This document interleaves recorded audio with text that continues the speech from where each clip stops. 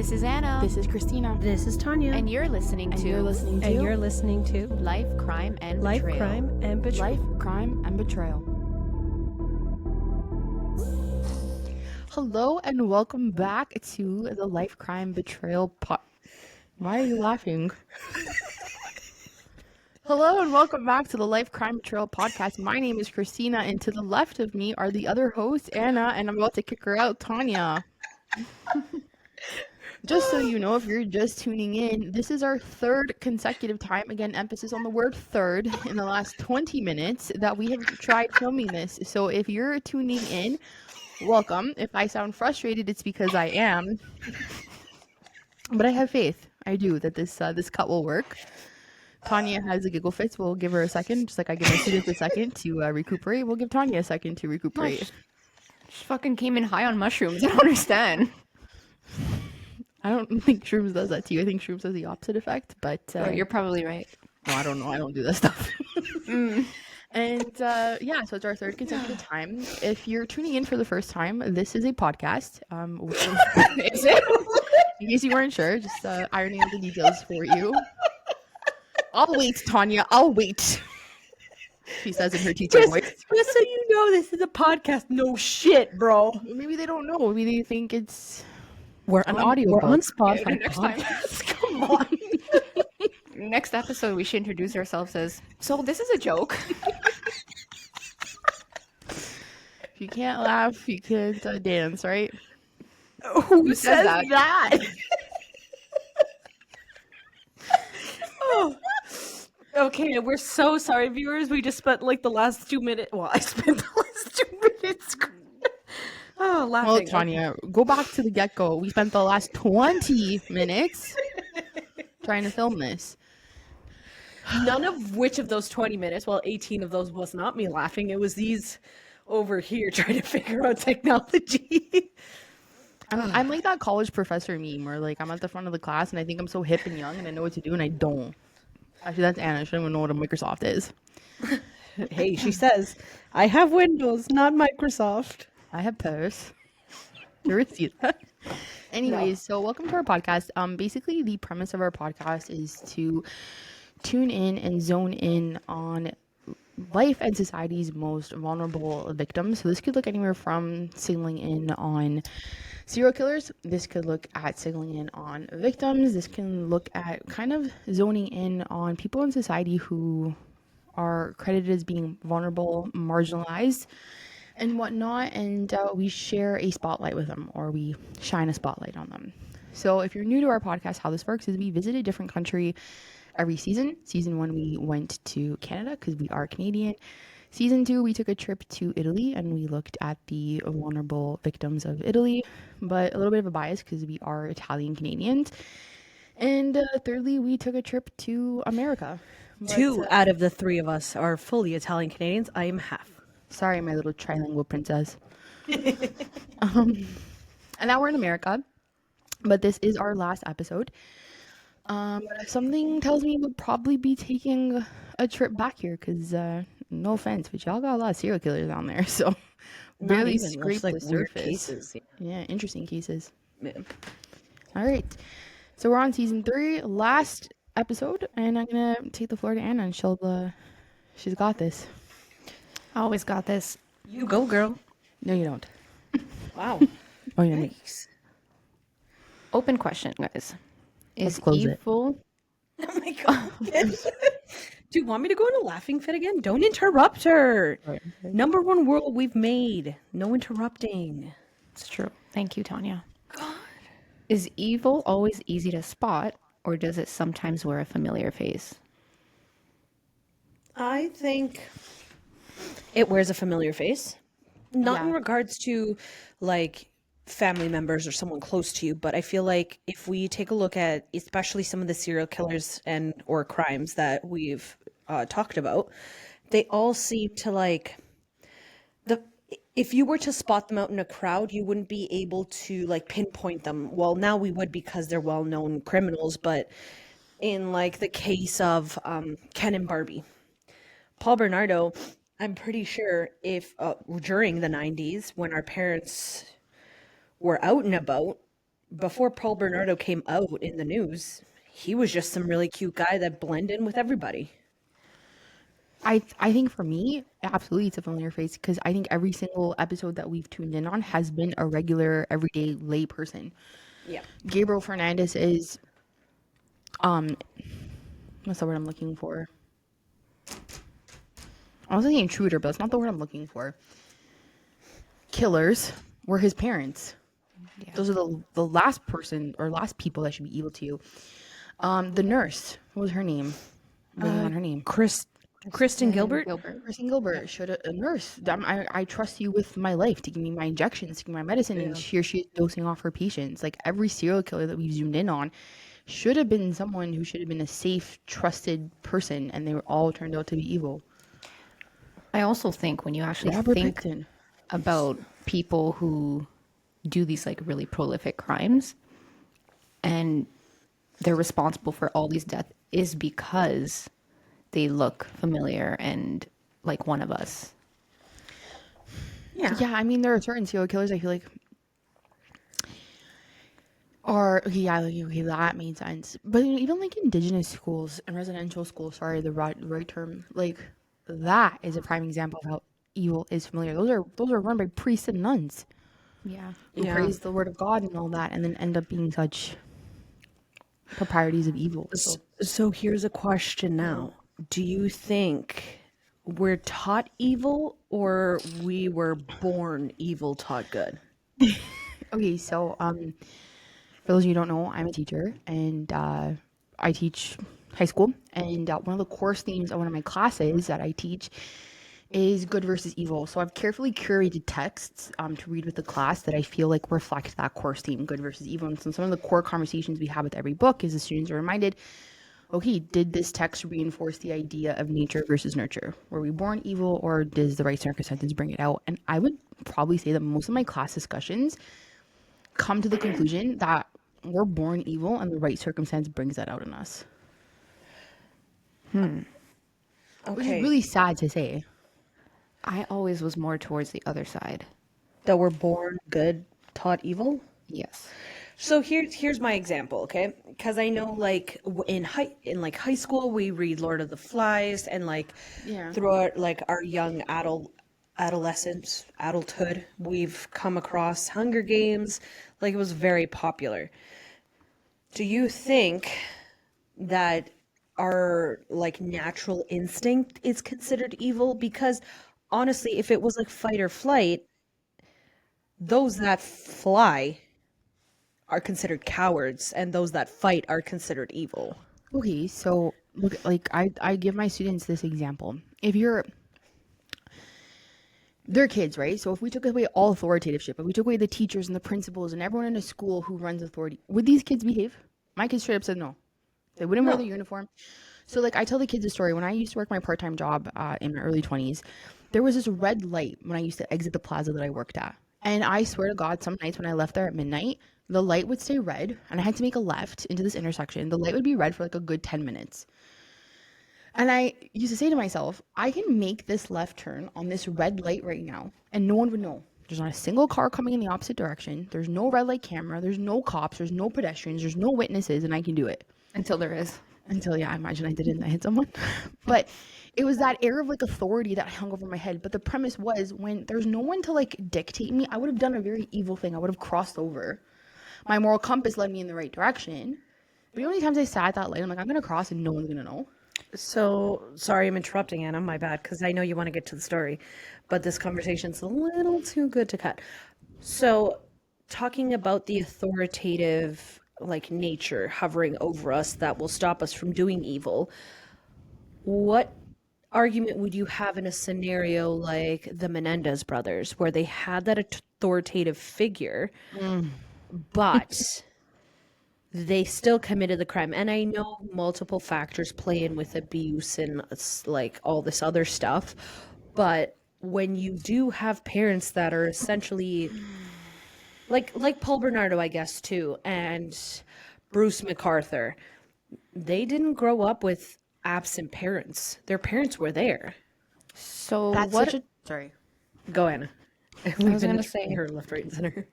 So what about, that's what I was going to say before. What about if we're not born evil or good?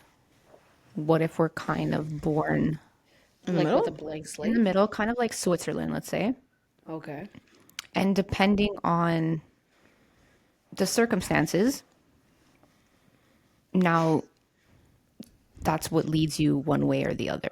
So you have both, but it's your decisions, it's the environment that you're placed in. Circumstances is a big thing, which is what leads you into one direction or another direction. Okay, like going back to Tony's example for a second, because I really do have a not a soft spot, but I'm quite invested in the Menendez brothers case, Me and too.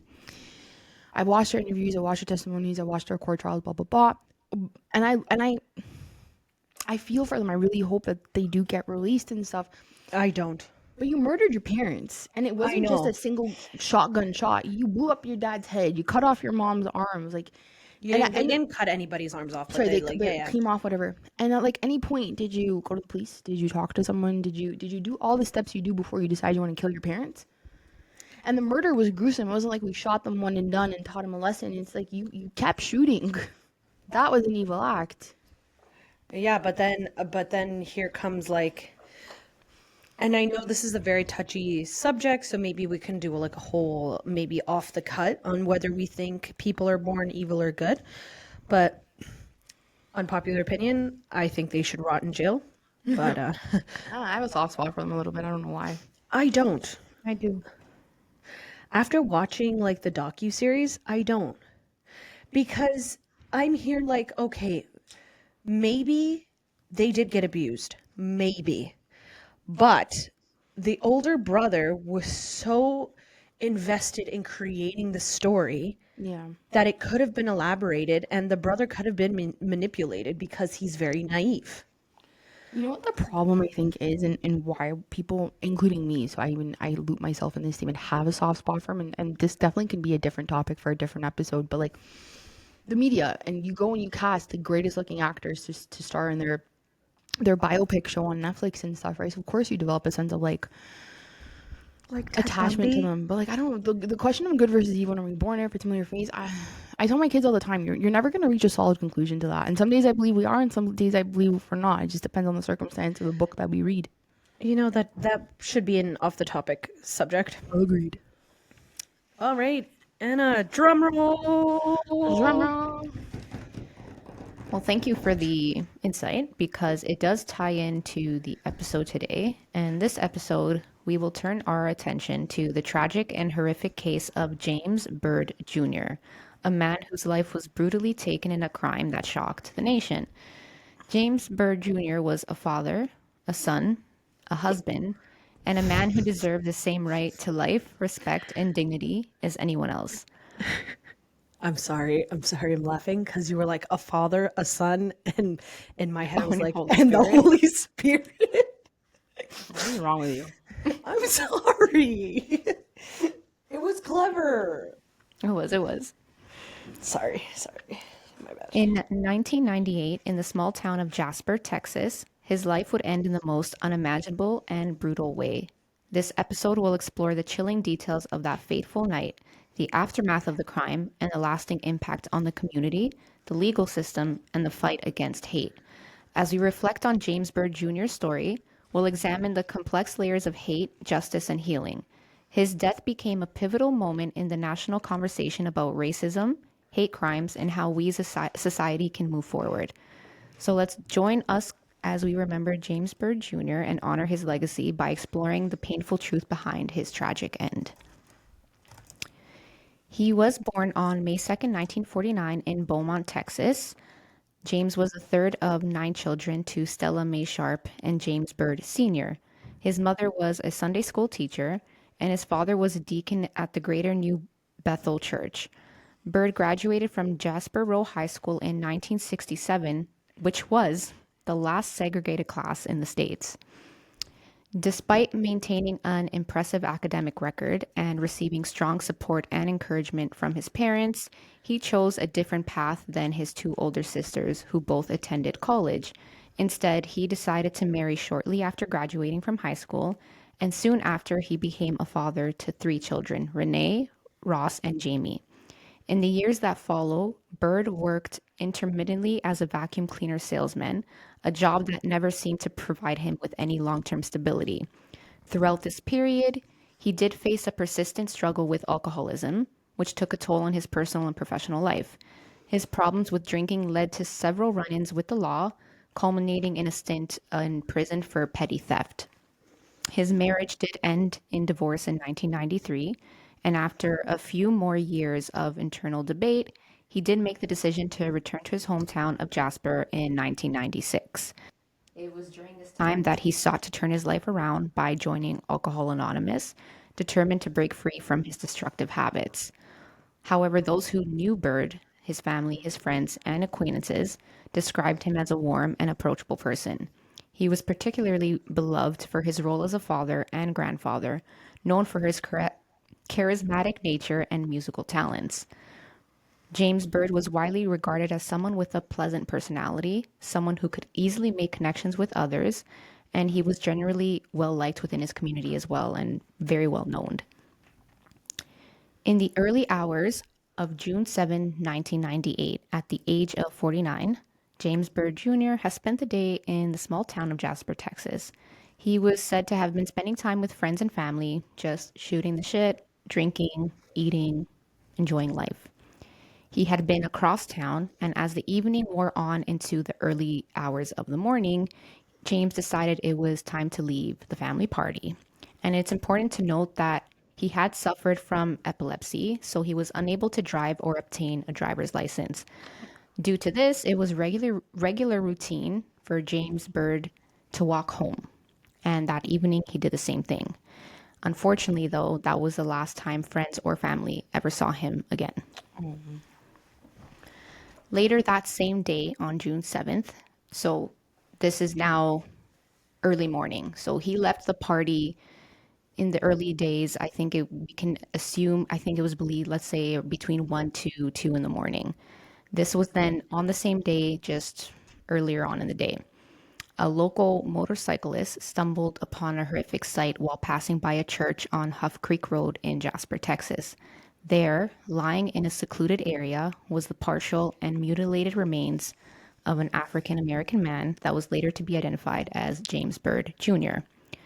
The body seemed to have been decapitated from the neck up, as well as missing an arm and a shoulder. A shoulder? Yeah, yeah. How the heck you take someone's shoulder out? Don't tell me. No, it's probably, sorry, I'm correcting you. It's probably like this chunk. Like you, like, like with the arm went the shoulder too. That's so sad. Yeah. Struck by the unimaginable scene before him, the motorcyclist immediately dialed 911, alerting authorities to the crime, which unfortunately did raise the question of where the remaining body of James Bird Jr. was. The trail leading to the crime scene and the crime scene itself was a horrific sight for investigators to witness. There had been human tissue that had been found in numerous places, making it very clear that the crime scene was not specifically contained to a small area. So what do you mean? Like it started in point A and then ended up at point C? Correct. So from my understanding, it's like, walk a little, there's some of his human tissue here, there's some there. So it wasn't just the crime happened in a specific location. And this is sounding like a really Motivated hate crime. yeah, and Yeah. effort. Yeah. Yeah, gross. And just before I continue, I'm going to have Christina pull up what James Bird Jr. looked like. And I will continue. Give me 1 second. I just pull up the right one.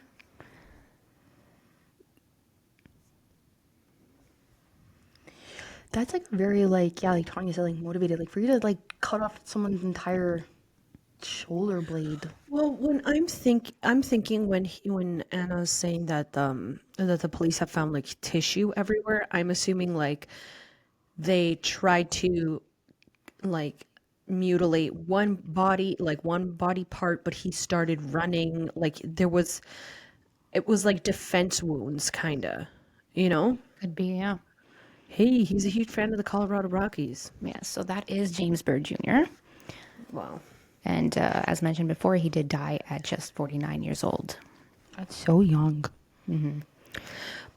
So the crime scene was unlike many others that we actually have discussed before, or that I'm assuming a lot of our audience have also heard or discussed before as well, where the evidence was actually, there was a lot. So it wasn't a crime where, like most, there's minimal or sparse evidence. There was actually a lot at the scene of the crime.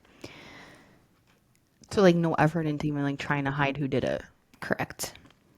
The investigators began by tracing the immediate trail and discovered several key items. Among them was a baseball cap and a button that appeared to have come from a shirt, which was later confirmed to belong to James Byrd Jr. himself, the victim. But that was just the beginning. The investigators also uncovered a lighter engraved with the name Possum and the controversial initials KKK. No. That was a motivated hate crime. Yeah, which suggested a connection, just like Christina said, to a white supremacist group or ideology. Alongside the lighter was a wrench engraved with the name Barry. Additionally, there were 3 cigarette butts, a can of black spray paint, pack of cigarettes, and a collection of beer bottles scattered around the area, all pointing to the suspect's activities prior to and following the crime. Most notably, the distinctive tire marks at the scene would or could eventually prove to be a crucial piece of evidence for the investigators. Now we're going to fast track to the very next day after the body was discovered. So after the body was discovered, a man named Sean Barry, 23 years of age, was pulled over by police for an unrelated issue. While conducting the stop, an intelligent officer noticed tools in Sean Barry's truck that closely resembled the wrench found at the crime scene. And if you remember, the wrench found was engraved with the name Barry. So pause. This was just random drive, like a security check. What did you say it was? Yeah, they said it was unrelated to the crime, but keep in mind, like, I don't want to get too far into it, but there is criminal history with the individuals who end up being the perpetrators.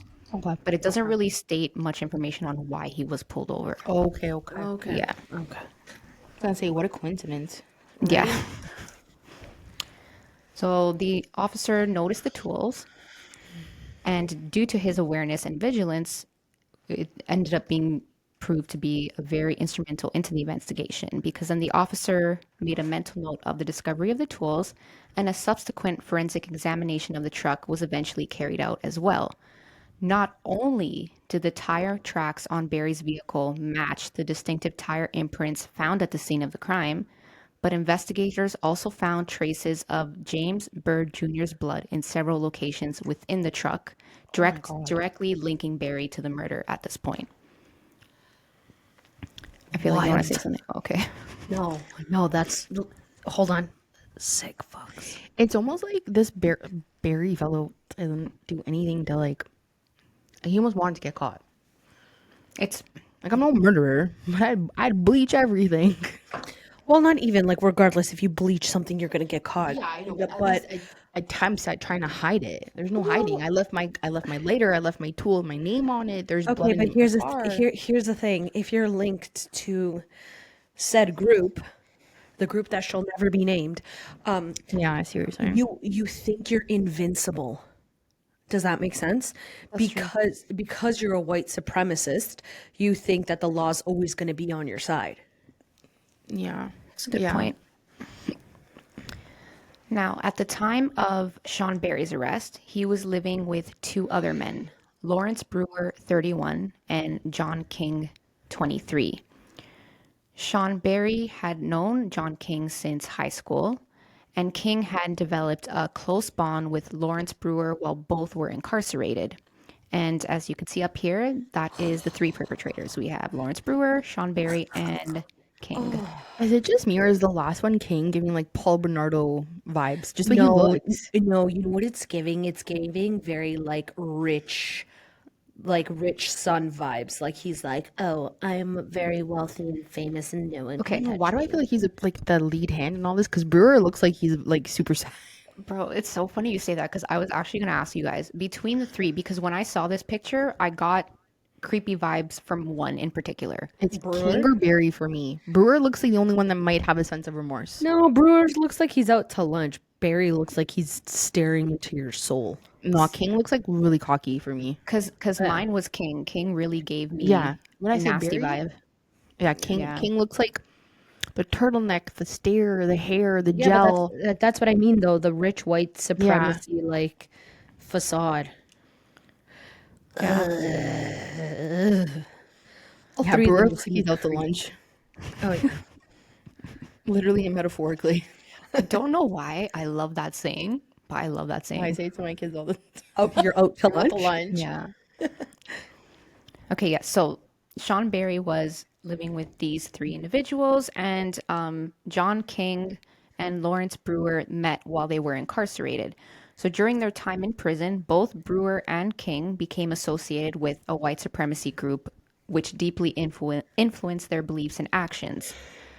And I know most people will know, but just in case maybe we have a younger audience or people don't know what the whole concept of a white supremacy group is, it's basically the ridiculous notion or idea that white people are inherently superior to other race and basically should dominate society, often to the detriment of other racial or ethnic groups.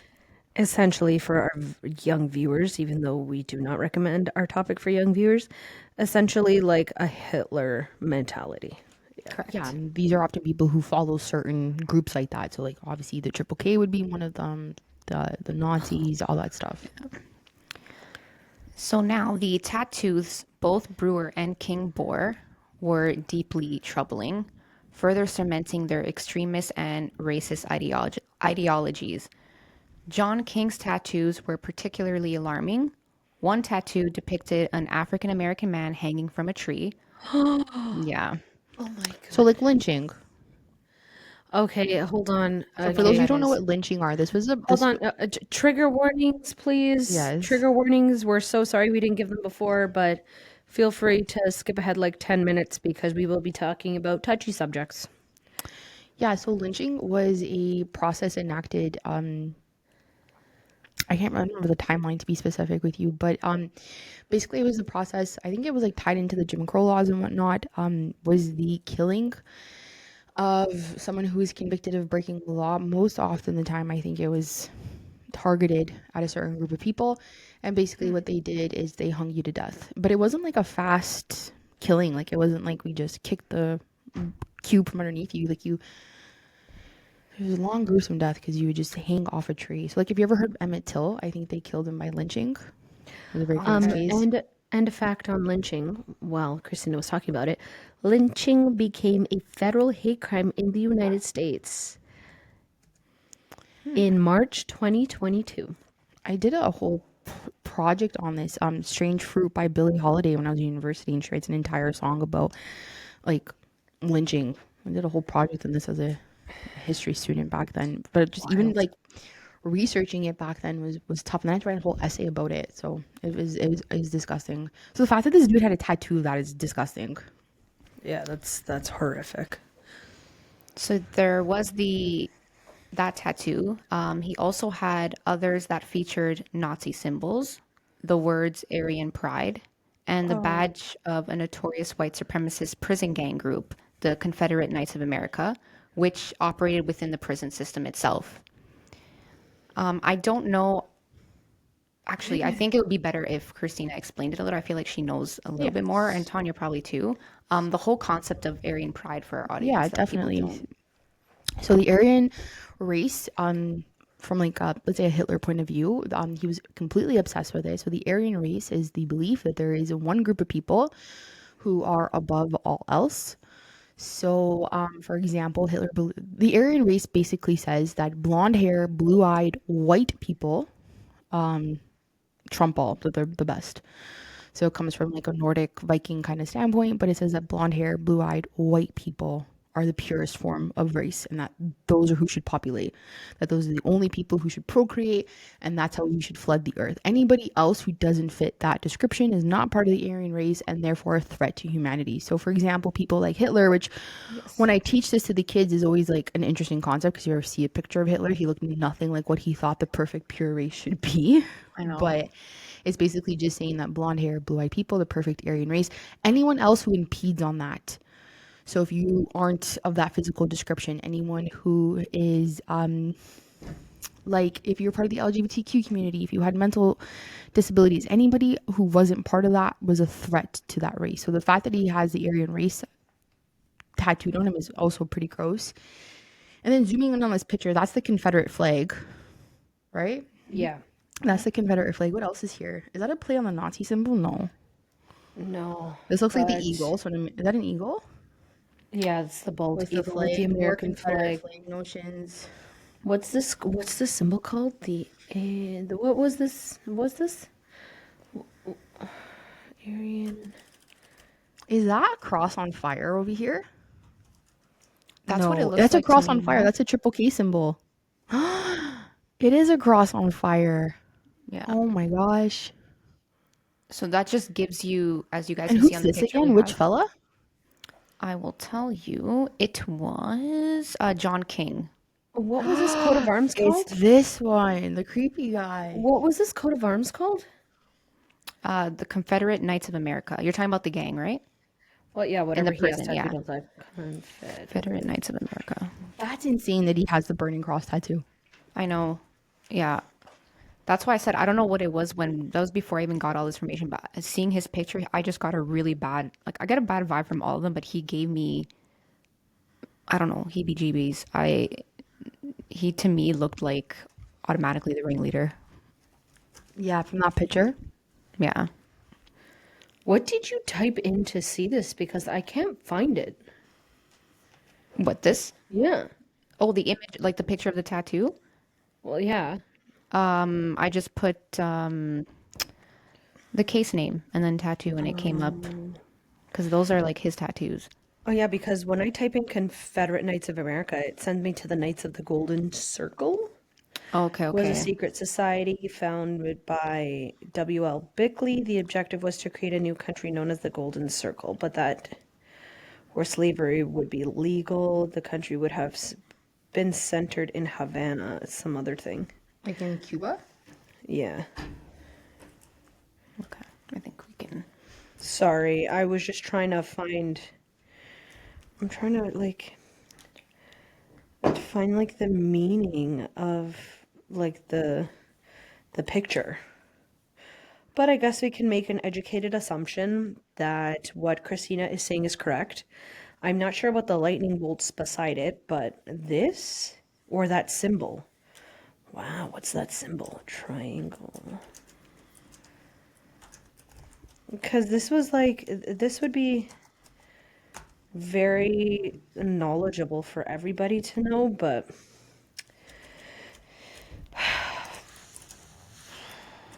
okay, keep Because I going. think even when you're looking at, I don't know, I think there's probably stuff in there that we don't know that probably correlates to the devil itself. Oh, for sure. You know what I Oh yeah, mean? 100%. Yeah. But I guess, we're not that involved.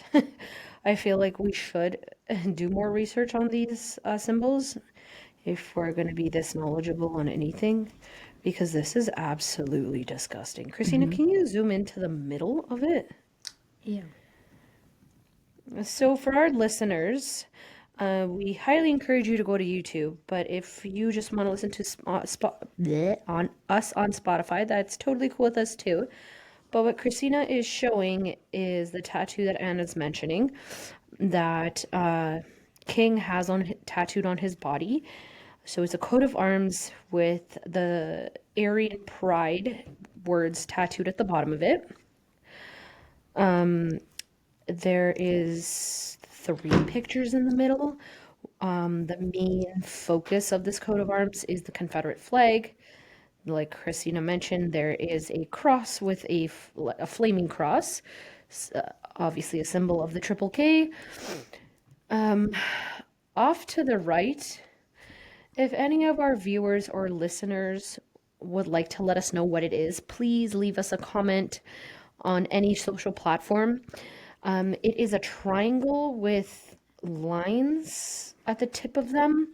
We're not quite sure what it is. I've tried to quickly search.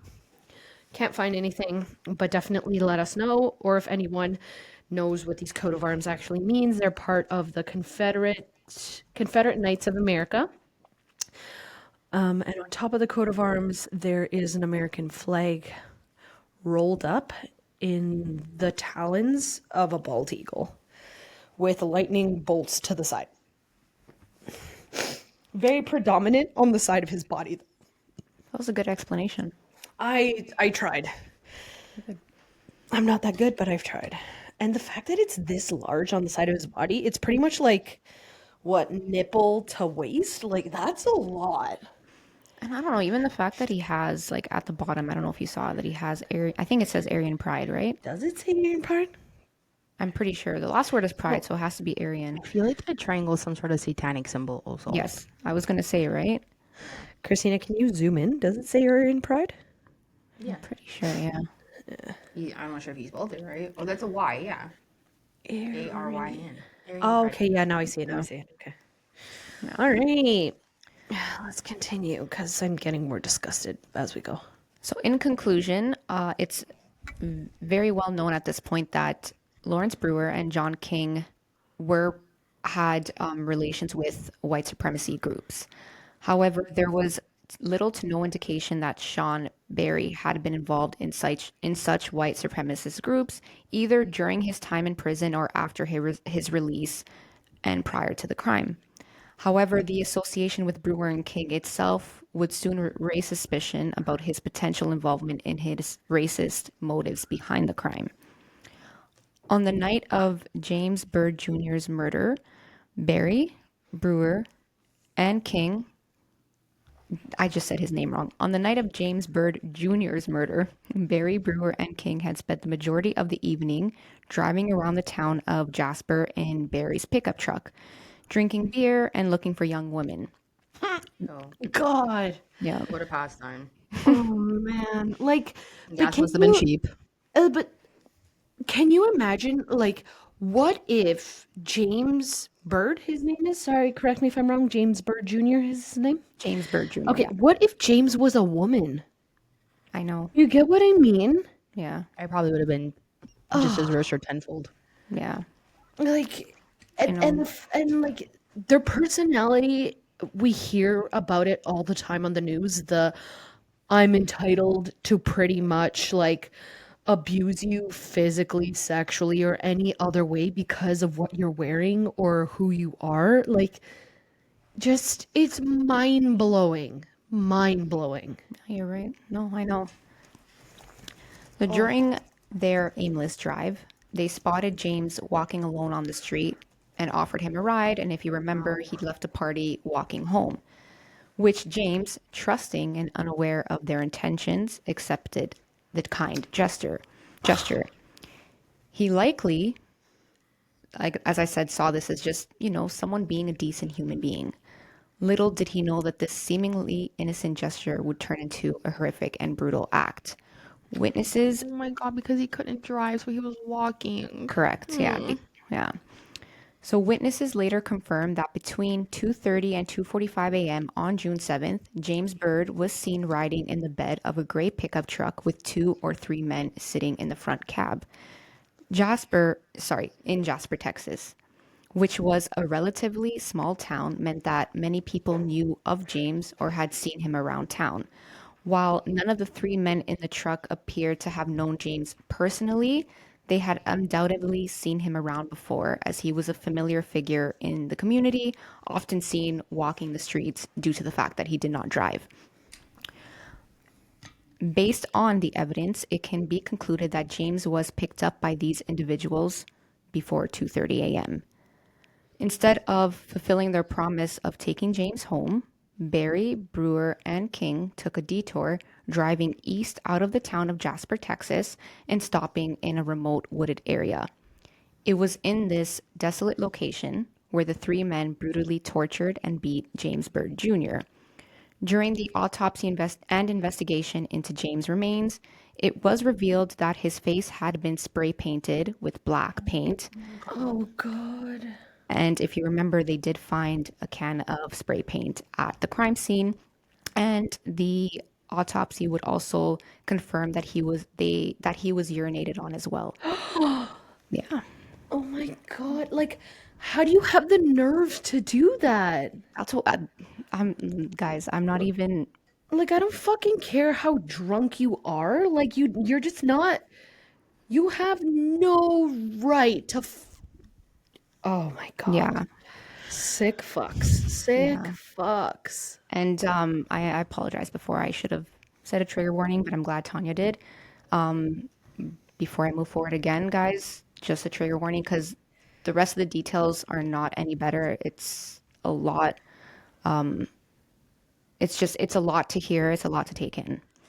I'm just resharing his picture because that description just feel like I want to cry. I don't know if it's because just like looking at him, he looks like just like a sweet little old guy, or the fact that he was only walking because he had no choice because he was epileptic, or because I'm picturing the scene go down in my head right now where this pickup truck rolls by. It's 2:30 in the morning. Do you need a ride? It's dark. It's cold. It's whatever. Yeah, sure, hop in. And then like he just thought it was going to be a good selfless act, ended up being the worst decision he could have agreed to. I don't know if this makes much sense either. The fact that, if you remember at the beginning of the episode, I said that he was trying to better his life and change Yes. with his alcoholism and his addiction. And the fact that he was trying to better himself as well, like, I don't know, that adds even more for me Because he had because, potential. yeah, he was, and he had three kids, you know? So he wasn't only doing it for himself. I'm 100% sure he was doing it for his family as well. So, I don't know. It's disgusting. Investigators later reported that the area showed clear signs of a violent struggle. The ground was disturbed with upturned grass and the scattered beer bottles, as well as other items that suggested James had fought desperately against his attackers. Tragically, though, the abuse did not end there. It was later determined that up until this point, James was still alive and fully conscious. He was not dead at this time. In a horrific turn of events, Sean Barry, Lawrence Brewer, and John King then chained James' ankles to the back of their truck and Oh, began, don't even finish that sentence. yeah, and began dragging him along a dirt trail, eventually turning onto the paved Huff Creek Road. They dragged him for somewhere between 2 and 3 miles, or roughly 5 kilometers. That's why his tissue was everywhere. Yeah, Oh my God. yeah, yeah. Like, 5 kilometers is like, how do you even, like, I can't even fathom it. Like, I know, like, most of us, well, you two are fully Euro, like, of Aryan race, if we want to do the meanings of whatever, but you both come from European backgrounds. And I guess me coming from part minority, like part South American, I like think of like my family members that have been secluded. Like my father has been racially profiled before. Like I was in the passenger seat once when I was probably a teenager. I was still in high school with you guys. I was in the passenger seat and he was driving and we got stopped by a cop for no reason. And the cop like asked to see my dad's ID and then started asking me questions as if I was like getting kidnapped. And it's like that kind of stuff is like, and I'm not saying it's police related or anything, but coming from experiences with my own family and them being a minority, like, how do you even have the brain capacity to think that chaining someone to the back of a truck, like, you don't even do that to animals? Yeah, and then also to think, I don't even know how to say it. How does one even think about this? Do you know what I mean? Like, I it just, takes creativity. but that's what I'm saying. How can you think of something this disgusting to do against another human being? Okay, but I'm sorry. You know how we discussed, are you born evil? That's an evil That, act. You're born evil. No one thinks to do that. yeah, exactly. Yeah. That to me means I like that's deep ingrained in your soul to chain someone's ankles and drag them for 5 kilometers. Come on. To Yeah. cut a shoulder off, that's you're evil. There's no circumstance that means you're evil there. Yeah. I'm sorry. At least that's a prime example of it for me. 100%. There's no even questioning about that. All But three of them. here's my thing though. They did that because of his color. Yes. And they absolutely hated the color of his skin. They wouldn't have done this to a female that they wanted to potentially destroy. You get what I mean? If she was a black female, they probably would have done it. Yeah, that too. I didn't think of that. Yeah. Yeah. That's horrible. It was later confirmed through autopsy that he was alive for most of the dragging. Oh my God. And again, I think it would have been better if he had died at some point to not feel that burn on the Yeah. car. I'm going Your to head bouncing on it. explain what was the thing that ultimately killed him. So again, just guys, brace yourself, trigger warning. It's graphic just to even think of. So his body was violently dragged into a ditch on the right side of the road where it struck the rough, sharp edge of a concrete culvert, which is also known as a drainage structure that was located on the roadside. So I'm going to pull up what a concrete culvert looks like. There's different ways they can look, but I'm going to just show you a couple of examples so you can get the idea and put them up there just so you can understand. So this is one way. I used to crawl on these things in the park when I was a kid. Ew. Did you really? Yeah, like one time. I was like, Oh my god. I So didn't that's know. one way. That is one option. And from my understanding, it's literally just for the flowage of water. So as more pictures are being shown, it's essentially to our viewers, we again highly recommend that if you are super into the details, please look at our YouTube channel because we are sharing the videos. But as a description to the pictures, it's essentially a concrete arch or a concrete hole, like a sphere, not a sphere, but like a cylinder, hollow in the middle to allow water to pass through. And usually there is like a dirt road or a gravel road on top of it. A lot of rural houses would have this for rain flow, for proper drainage. But yeah, this is usually like a little piece of concrete sticking out at the edges of the road. That way, So, sorry, and it's seen. confirm for me again, his body was found here. Correct. So what ended up happening was, sorry, as I mentioned. Well, not here, not here. Yeah. This Yeah, is not just an here. It's just an example. example, Yeah. but basically in this setting. Correct. Okay. So there was a sharp edge on these drainage structures or concrete culvert, and this jagged edge had struck him just underneath his right arm. And due to the impact, don't finish it. That's how he lost his shoulder. Don't finish it. it severed the arm, shoulder, neck, and head from the rest of his body. Oh my God. Right. Which continued to be dragged for roughly about another mile Oh my God. before they found what that motorcyclist found on that patch of land. Oh my God. Yeah. And then I don't know. I don't even want to know how to say this, and no kudos to you, but King, Barry, and Brewer then, when they left James Bird's mutilated remains, they went to a barbecue with no care in the fucking world. Shut the fuck up. Like I can't like we can't even like you are finding it difficult to get through this crime. And these three just was like, la di da, we're going to a barbecue. Like, no. Yeah. Oh my God. Yeah. Like how do you, like I said before, like how do you have the mental capacity to do this? I Evil. don't know. Yeah. Like that, I don't know. Even more proof than that. That's evil. You went and you had a cold one with the buddies after? Like, come on. And I don't know if this was their way of making it or of trying to send a message. I'm not sure. But where they left his mutilated remains was in the town's segregated cemetery.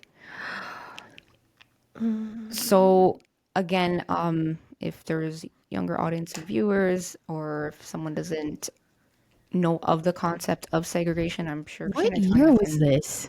1998. But remember, this is Texas.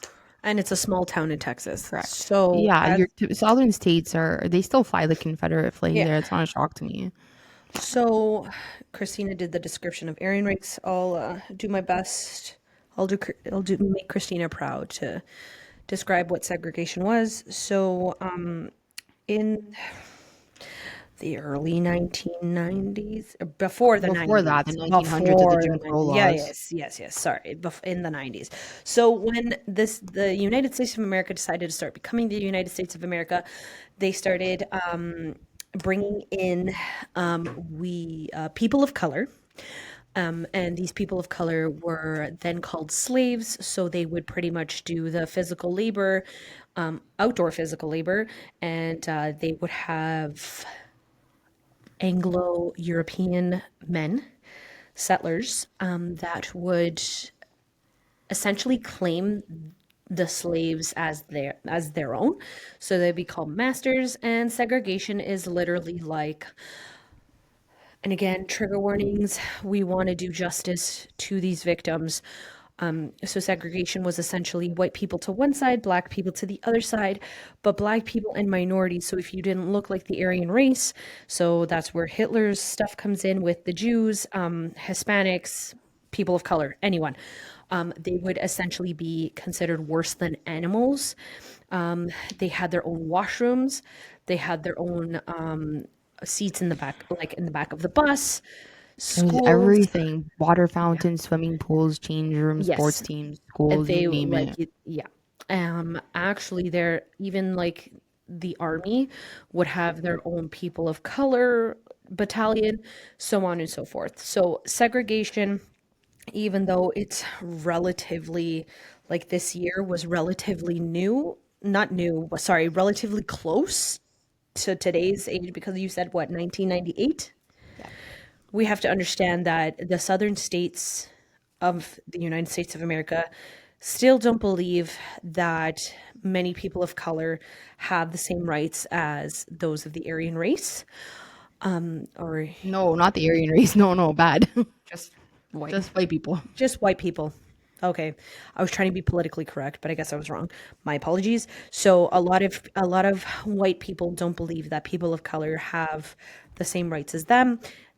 So this is what it is. And as you can see, there's a lot of pictures that are put up on the screen showing examples of what it looked like and what it still potentially can look like. Yeah, so you had signs like this all over Yeah. town. You had colored fountains, colored pools, schools, black and white. And these signs would have been everywhere to kind of remind you of that. So it was a constant reminder of your place in society. I just can't imagine growing up at a time like that. I Yeah. don't like I obviously I know I'm not a person of color, but can't imagine being me in a time like that. Well, yeah, do you know the story of Emmett Till? So he was like, I don't know, maybe no older than 12, 13 years old. And a white woman accused him of whistling at her, like in a seductive sexual way. And then years later, I think she admitted that he never actually whistled, that she cried wolf Yeah. or whatever it Like was. And so they lynched him. They hung him to death. And his, like, he had an open casket, but the way he looked, it was just so sad. So, like, yeah, like in that time period. And which is interesting that this is 1996 because, like, 8. 1998. So, what's that? 27 years ago? That's well within our lifetime that this is still happening. Well, 100%. it's still happening now. Like Yeah. look at for example, there's the famous case of Gabby Petito. She got the media attention because she was a white female. And a lot of people, especially the Netflix docu-series, a lot of people got super upset because they're like, what about the minorities that have gone through the same thing that Gabby has gone through and haven't gotten like that much media attention? Like we're still living it now. And like Yeah. The modern Chicago Five. yeah, and modern day slavery. They're doing it still with the Hispanics. A lot of Hispanic immigrants come and do the dirty work. A lot of people, like a lot of farmers, I'm assuming, would hire people for what, cheap wage? They do it child labor. How do you think your iPhone costs as cheap as it does? Because a lot of children in child labor factories out in Asia, they do that. So we do have modern day slavery, and we, just like everybody else in society back then, we unfortunately put a blind eye to it. Yeah. So this is nothing new. It's not that we're not living it. We're still living through it. I guess just in different forms. Yeah, Yeah. History repeats itself. it always does. I Always know. does. That's why I teach it. So investigators along the path where James Bird was brutally dragged, they found 81 places that included portions of Bird's remains as well as personal items scattered along the dirt trail where he was dragged. His torso was discovered approximately 2 miles away from his right arm and his head, according to reports. Let's revisit some of the key pieces of evidence found at the crime scene that did directly link the three suspects to this horrific crime. If you recall, among the evidence was urine, which, as expected, contained DNA that could be eventually traced back to one or more of or all three of the perpetrators.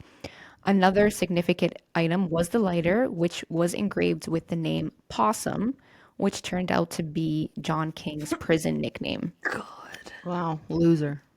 So, sorry, I'm interrupting you. So, all three of them had been in prison before? Correct. Yeah, they were Okay. best buddies. Yeah. And then if you remember Lawrence Brewer and King, they met in prison. Yes, that I remember. I just wasn't quite sure if King was also in jail previous to this. So Brewer, this guy, and Barry? No, Brewer and No, King. Brewer and King met in prison, and that's when they joined So the this supremacist guy and group. this guy were BFFs for life, and then this dude. Yes. Okay. Yeah. And then if you also recall, there was the wrench with Barry's name on it that linked all three suspects. Just days after the crime, all three of them were arrested. Further investigation into John King's apartment uncovered disturbing evidence, including a copy of the Turner Diaries, a well known white supremacist manifesto, along with other similar literature. The discovery provided further insight into his ideology on white supremacy, strengthening the case against him. And as well, FBI were quickly involved in the case due to the fact that a lot of the evidence was pointing to being a hate crime. I'm just going to give a little description on the Turner Diaries. So, according to Britannica, the Turner Diaries was a novel by William Luther Pierce. Interesting that his last name is Luther. Little irony in there. But he worked under the pseudonym Andrew MacDonald, and he published this in 1978. So, it's an apocalyptic tale of genocide against racial minorities set in a near future America. The Turner Diaries has been referred to as the Bible of the Racist Right, a handbook for white victory, and a blueprint for revolution. Christina, sorry, I'm interrupting you. You went in and out there, so repeat that last sentence. It was the Bible of the Racist Right, and a handbook for white victory, and a blueprint for revolution. Interesting. And he had this as literature just chilling on his coffee table. But also, it's not, I'm sorry, don't explain it as literature, please. Book. Please. I know they say it's literature, but I'm so sorry. It's not literature to me. Valid point. Not fun fact. So, fact, it is known as the sole fact, or according to BBC, the Turner Diaries is a racist novel blamed for inciting American neo-Nazi to violence. It was taken in this little snippet from the New York Times. It was removed from Amazon because it depicts a right-winged assault on the Capitol. Interesting. Right? Wild. The history repeated itself. Didn't they attack the Capitol a couple years ago? Yep. Yep. So before I give a little information on the trial itself, I do have one more picture that I want Christina to show you. And once again, it's another set of tattoos that John King had that shows again his mindset and This his is absolutely horrific. So trigger warning for those who are viewing on yes. YouTube. These are quite horrific, detailed, satanic tattoos. So we just did like kind of, if you're not watching, I just to kind of reiterate what we see. So here, I'm not sure what part of his body this was. And this just is like so offensive. It's a picture of Mother Mary or the Madonna holding baby Jesus, but baby Jesus has horns. So a tribute. Again, now these are satanic symbols, so a symbol to the devil. He has several pictures of Satan inscribed on his body. These are all just the upside down heart. He has goat symbols. And I know 100%, like I know for sure the Yeah, goat symbols has it direct says, link to devil, yeah, right? it's one of the satanic symbols. He has the Baphomet. What's the significance of an upside down heart? I was just thinking that. These are horrific. Yeah, I know. And I also, not for anything, like I know you have to make a living, like go do you, but even the people who have to tattoo this, I would politely decline. No, thank like you. yeah, for me, there's certain ways that I would draw the line. This is one of them. Stuff like this is usually done within the community, Yeah, I was gonna say he's getting an artist to right? tattoo his stuff. He's getting an Believe artist me. that obviously follows the same values as him to do it. So Makes I sense. quickly Googled upside down heart symbol satanic meaning and the AI overviews. Let me pull. So this is from Symbolism Wiki, Wikipedia. I know it's not credited, but for the sake of conversation, it is. Da-da-da. While an inverted heart symbol is something associated with Satanism, particularly as the seal of Satan by some the- theistic Satanists, wow, that was a mouthful. It's important to note that this association is not universally held and the symbol's meaning can vary depending on the context. So the Satanic Association says that they view the inverted heart as a symbol of their faith, potentially representing a deity or a demon, or as a metaphorical symbol of rebellion or opposition to traditional religious beliefs. Anton LaVey, founder of the Church of Satan, adopted the inverted pentagram, which is the what would you call it? The Baphomet. yep, that adopted the inverted pentagram as an emblem of Satanism in the 60s, which is often mistakenly referred to as the pontifical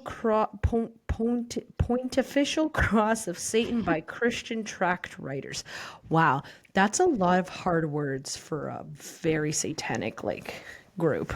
Yeah. It's just, Jesus. again, I'm sorry that I know this is hard. Information is not easy, but Oh, and at no point are we, sorry, I'm interrupting you. I just want to also point out at no point we're glorifying any of this. We are here to educate our viewers because before today, I didn't know any of this, me either. right? Yeah. Most of this information I didn't either, so And to our viewers, our listeners, to our fan base, you are getting like a real raw reaction to this story and real raw like feeling when Anna's telling this story because Christina and I are not well aware of any of the stories that she brings to the table. So when she does say a word or when she does show pictures or when she does say something about our victims, she or we, me and Christina, or Christina and I, my mother's gonna kill me if I don't grammatically say stuff. Um, Jokes, love you, mom. We quickly Google that way we can help support Anna in her storytelling because this is something we really want to make sure that we do educate our viewers, that we do educate ourselves on the process because Christina and I are definitely not going to state facts and just talk out of our asses just for the shit of it because I definitely know that I'm not well versed in the satanic universe and I'm pretty sure these ladies aren't either. nope. So I'm well during versed in the the Catholic universe. Sorry. yeah. So during the trial of Sean Berry, perpetrator number 1, the prosecution acknowledged that he was not a white supremacist, but possibly a thrill killer. Oh, which one? Sean Berry. The one that owns the truck, the one that Correct. they The one that's caught out at the to beginning. lunch. Yes. Brewer? So No, No, no, Barry, for the real. Sean You gotta middle Berry, be the guy, middle the guy. I middle gotta guy. get the picture up because I'm not gonna remember who's who. Yeah. Okay. So So this guy. viewers and listeners, we are going to keep a picture up for the next segment. Well, these 3 pictures up for the next segment. That way, when Anna's describing their prosecution, we can literally stare at them in the face. so Sean Berry, which is the middle dude, was more on the fence, or they thought he was more of a thrill killer, and but however, he was just as culpable for James Bird's death as the other 2 parties involved. Barry himself, though, claimed that he was not the main instigator of James Bird's murder and that it was Brewer and King who were primarily responsible. He insisted that he tried to intervene and stop the violent assault on Bird, but was threatened. Fuck off. Just fuck off. That's all I have to say. However, Lawrence Brewer testified that Barry had slashed James Bird's throat before he was chained to the back of the truck, trying to pin him as the main instigator of this murder, though the jury found that there was little evidence to support this claim. Autopsy did also suggest that this was not possible, as their evidence points to the fact that James, one, was still alive when he was being dragged, and two, based on the autopsy, they were saying that while he was being dragged, he was trying to keep his head and neck elevated. Which I don't understand. How do you see that in an autopsy? Maybe there was like strain on his neck. You can tell a lot from an autopsy. No, how he was, again, trigger warning, how his body was mutilated. I know my husband did criminal investigation like courses and stuff, and he mentioned like there is physics and science behind how, like, if a bullet enters, for example, your shoulder, and let's just say the scene of the crime, the blood splatters this way, they'll be able to tell just by the angle of the blood splatter exactly how high, how low, how close they were. Okay. So going off of an educated guess and assumption, when they potentially put James's body together to conduct the autopsy, they probably saw a certain way that it was cut Okay. and how the concrete. So they probably actually maybe reenacted or retook exactly how, like, they would have had to visit the crime scene Gotcha. to see how the jagged edge was, and then they would be able to let you know, okay, he was. Because if you're like this, if your head is tucked into your chin, right? We Yes. don't. Did they say whether it was the left or the right? Let's just assume it was this one. Okay. If your head is tucked, tuck your head to your chest. If you're gonna get caught, you're gonna get probably cut here to go like this. Okay. Because they said one shoulder was missing, right? So if your head was fully up, that would have done that. Like there's certain ways Got you. that blunt force would have destroyed him. So Sean Barry was the only one of the three men to express any form of remorse for the crime. As a result, shit. Really? yes, he was sentenced to life in prison rather than receiving the death penalty. As of 2020, Barry is serving his sentence in protective custody at the Ramsey unit of the Texas Why? Department of Criminal Justice. Okay, now I'm interested to know if the other two got the death penalty. Go on. And he is scheduled to be eligible for Oh parole. dear, why is parole even a thing? Not for this. No parole for me. No. No, not even an option. That's like I don't even have the word for what kind of crime Like that he was behind the wheel. You know? Yeah. So the next perpetrator, number 2, Lawrence Brewer. The one As that's out to lunch. For lunch. Yeah. The guy that's out to lunch. As The guy looked mentioned, like, sorry, I'm interrupting. The guy looked like he regretted his lunch. I'm so sorry. I don't mean to make light of the situation, but this guy's freaking like mugshot. You could tell he's thinking about something else. yeah, he seems to be like out in space. Oh yeah. Yeah. Contemplating that his lunch was shit. So Lawrence Brewer, as mentioned before, while in prison, had joined a white supremacist gang. At trial, a psychiatric did testify against him that during her evaluation, Brewer did not show any emotions for remorse for his torture and ultimate murder of James Byrd Jr., and he was also labeled as a psychopath during trial. So pause 1 second. Would you consider that a mental illness? Which part, sorry? The fact that he's a psychopath. No. Yes. Because technically it is a mental illness. Okay. No. So, sorry. no, I take it Can't back. always use No. that as a cop out. Yeah, no. Well, it's not a cop out because it's like if you're if you actually have a mental illness that is like you got to take them away from society. But do you put him in jail and make him worse, or do you put him in a mental institute and maybe help him for the rest of his life, you know? See, in this case, to me, it's not a mental illness. Blah, blah. It's not a mental illness. He's labeled as a psychopath just because of the fact that Yeah. he doesn't have feelings, I guess. He So, doesn't have remorse. Yeah. so according to the DSM-5, where they have this, psychopathy is not listed as a mental illness. Yeah, I was going to say. Yeah. I was just wondering. Yeah, it was just a question.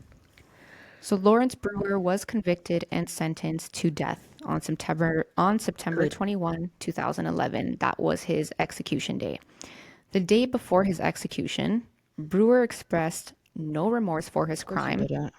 and he told KHOU 11 News in Houston, as far as any regrets, no, I have no regrets. No, I do it all over again to tell you the truth. And the one most out to lunch is one of the most cruel ones. Yes, and so I guess it was a thing, I didn't know this either, but I guess it was a thing that people who are on the death penalty, they will get their last words, and their last words would be public. Fucking hell. Because of this, they eventually revoked that because of just the way he had no regard of James Bird's life or his family in general. And then listen to what this guy did the night before his execution, which honestly to me just showed how cold hearted he was. So, as everyone knows, when you're sentenced to death, the last day before your execution, they'll give you your last meal. And it was said that he ordered the following: 2 chicken fried steaks with gravy, onions, triple patty bacon cheeseburger, a cheese omelet with ground beef, tomatoes, onions, bell peppers, and jalapenos, a bowl of fried okra with ketchup, 1 pound of barbecue meat with half a loaf of white bread, 3 fully loaded fajitas, a meat lover's pizza, 1 pint of Bluebell vanilla ice cream, I'm getting sick listening to this. a slab of peanut butter fudge with crushed peanuts on top, and 3 root beers. However, apparently, when the correctional officers brought him his food, he told them he was not hungry and did not eat anything. And he honestly, which made me want to slap him across the mouth even more, because I feel like it was just his way of again, just trying to show that he was above everything else. I don't know if that makes sense, but that's the way I took it. And after the meal was thrown away, State Senator John Whitmire called on Texas to end the long-standing tradition of providing last meals to condemned prisoners. In response, the executive director of the prison agency announced that that practice would be discontinued immediately. You know what though? As it should, because the person you murdered didn't get a last anything. Yeah, Why should I you get a agree. last chicken sandwich, okra, fries, ketchup, chips? Ridiculous. No, I also agree. Like, why am I giving you your last meal where you get to have whatever you want and enjoy your last semblance of life? Yeah, because any person who gets murdered is not expecting that that's going to be their last day. Now, the third perpetrator, John King, as I also mentioned previously, he was also part of the white supremacist gang alongside Brewer. During trial, he was labeled as being the main instigator with Lawrence Brewer. He too was convicted and sentenced to death. While incarcerated, John King has sent a letter to Lawrence Brewer about the crime. In the letter, apparently, King expressed pride in what they did.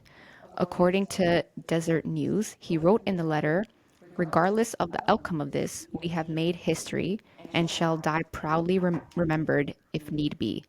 And this letter was also presented during his trial. What fucking history did you decide? Sorry. What fucking history did you decide to make? You made absolute no history. No, no, You no killed an history. innocent man. You killed a disabled man.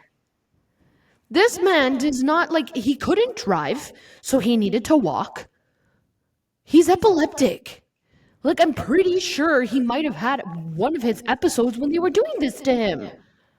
Probably. I actually went to college with someone who had epilepsy.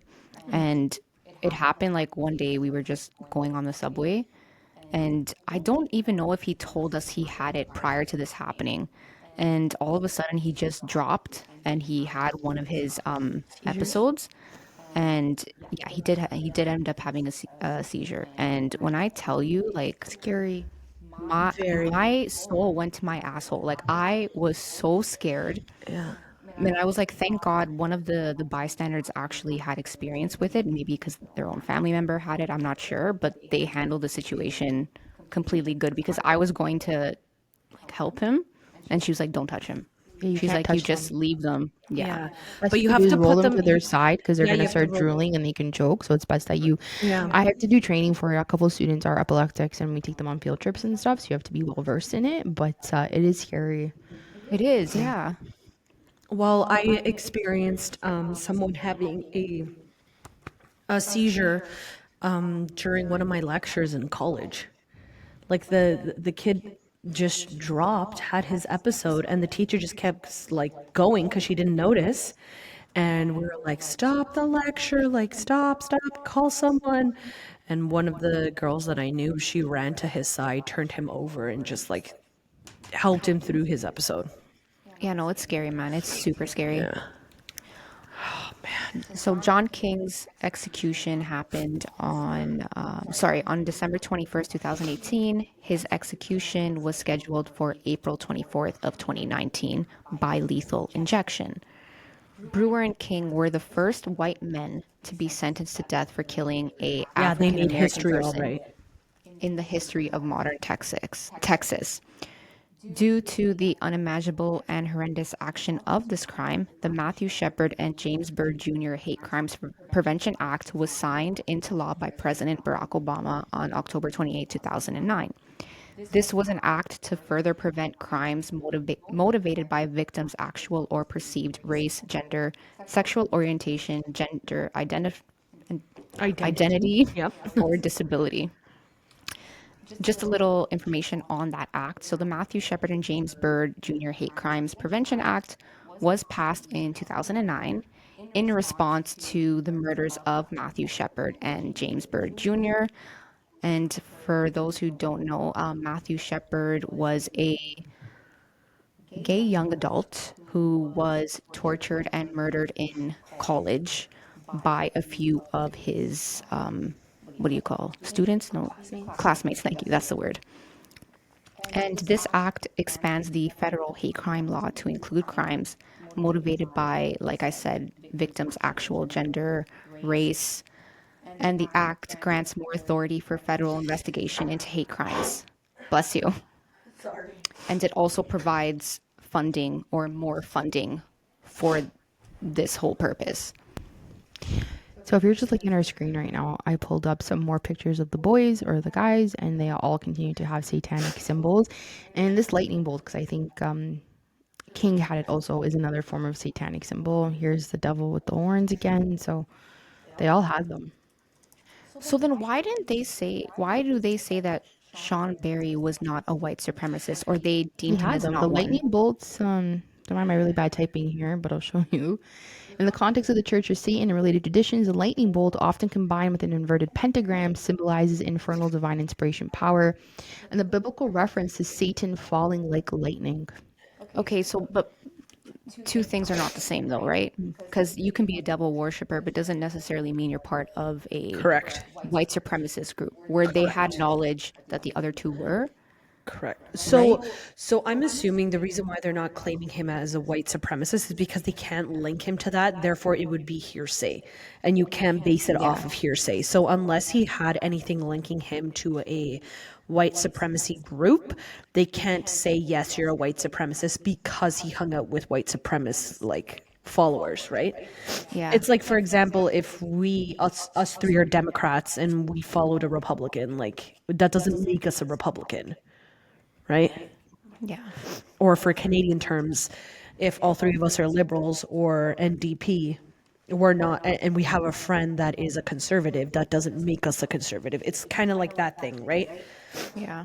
But unfortunately, the satanic group or satanic worshippers are associated in a negative context. Yes. Yes. And I mean, before we start the conclusion, I guess all I can really say is, everybody out there, bro, stop the nonsense. Just respect, literally stop. Just respect everyone. At the end of this day, this world is our temporary home, not our forever home. In whatever religion, whatever God or non God you believe in, this is your temporary home. And you need to realize that we are sharing the land in which was created for us. Yep. So no matter what, everybody is the same. We're all equal. We're all we're all going through day-to-day life. We probably all have a lot of similar struggles that you just don't know, Yeah. you know? And I just chose this case just for that reason. I think This was probably one of the hardest cases for me, along with Gabriel Hernandez. I agree. Yeah. Yeah. Very hard. It's just like even to describe what happened to James, like it's you saw Anna, it was very hard for her to get through. Like, how do you fathom thinking that this is okay? And then to say, "Oh, we made history." Get out of here. I don't even feel like they deserved the lethal injection. I felt like they should have gotten exactly what they did to James. I mean, you know what? I normally I'm always iffy on death penalties, but there's certain cases that I'm like, bro, give them the death penalty. Yeah, I mean, I'm in no way, shape, or form to play God, but like Anna said, there are some cases that do make you really question. Humanity and its existence. All right, folks. Um, I don't know about you, but this was definitely one of the harder ones for us to do. But hopefully, the takeaway from it is that like evil is still prevalent, and it's been 27 years later, but this kind of stuff still exists today. Yeah. So I think it brings into question: are we better? I don't know. Humanity. I don't think humanity's progressed that far. I hope it will, but Good will perceive. What's the word? Good will prevail. prevail. As Prevail? always, prevail. As always, Oh, I was going to say our conclusion. go. Walk in pairs.